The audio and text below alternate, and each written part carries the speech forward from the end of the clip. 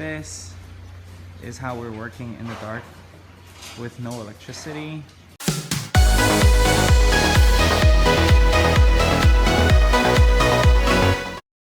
Hey guys, thanks for coming back for another week of update. As you can see, I'm using the new camera and it looks really nice. The autofocus is so cool. This week has been quite interesting, I would say, with a lot of mix of emotions. I met with a few advisors to try to really learn and understand how to build 720 suites to a 100 shop chain. So it was really cool to be able to actually find advisors and people actually willing to help and share their ideas with me. Met with Mr. Dean Warwick, who is an advisor and also an angel investor. So it's very valuable to be able to learn from him about the other side of the table to understand what investors are looking for when they are building a business or when they're investing into a business. So we can reverse engineer and to build our business accordingly so then it is attractive for investors later on. We met for 4 hours straight, so that definitely is very exhausting. And we only covered the surface and the upper level thinking that is required to bring 720 suites to the next level. Lots of lessons that I've learned, which I'll be sharing with you on another series of video later on. I've also met with Norm Friend, who is a franchise expert in Vancouver, who has also helped Blends to build their franchise chain. We were just going over some of the strategies and the business structure it requires to be able to expand 720 into a national brand, into an international brand for that matter.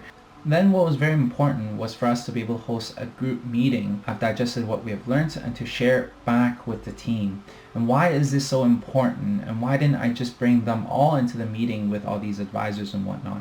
There's 3 reasons why. First, the receptiveness of the team to outsiders are nowhere close to how well they will receive the message from their leader, because the trust is already built. Second, no one knows the vision and their business as well as we do. Second, no one knows the vision and the business as well as you do. So as a leader, it is much more inspirational for us to spread the message, to continue to show the team the vision, the goal, and how we're going to be able to achieve that goal. Lastly, it's very important to not only share the dream, the vision, and the goal, but it is also very important to show them the steps to get there and to show them that it is actually doable. Goals and visions feel like an idea that is up in the clouds. For us to identify the mountain that we want to conquer, we're able to bring the team from the ideas in the clouds back down to earth to something that we can actually conquer. And to further identify this goal with action steps, milestones that we can conquer, solidifies the whole concept and the whole vision much better. And this creates much more inspiration for your team. So then they know that what they're working towards is not something fictional. It's not something that is not doable. It is something that is doable. It is something that is possible. It is something that we just need to work as a team to conquer. Now our goal is to break that down into even smaller action steps for each of these milestones. It's very much like creating a map. This sounds much easier said than being done, but it's something that we're exercising. This is something that I'm working towards, and I can't wait to show you our map. We'll definitely keep you posted.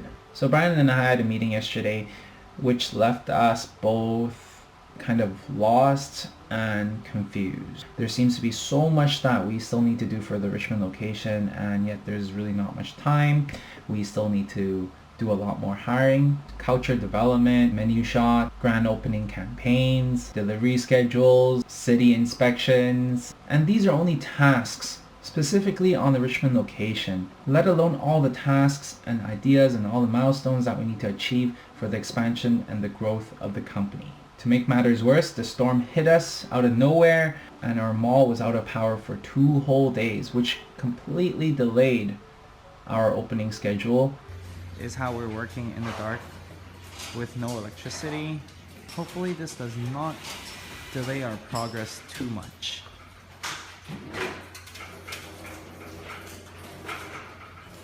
However, next week we're definitely going to be opened. Speaking of storm, this also happened when we're cleaning up for the night market. Oh, it's a good thing the storm didn't do anything to our games area. Damn! Look at this nice water walkers. What the fuck? This week has been a little bit confusing for me. Even though we had a very productive meeting with all the advisors and investors and the team, there just isn't enough time and people to help us execute. And it seems like that we're always out of time, that we're always chasing after the deadline, and there just isn't enough people to help us out. This next 2 weeks, we're going to be really focused on helping Richmond location to be open, make sure that we fine tune the system, make sure we work out the kinks.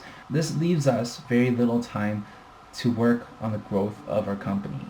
Seems like our plans to raise funds needs to come a lot sooner.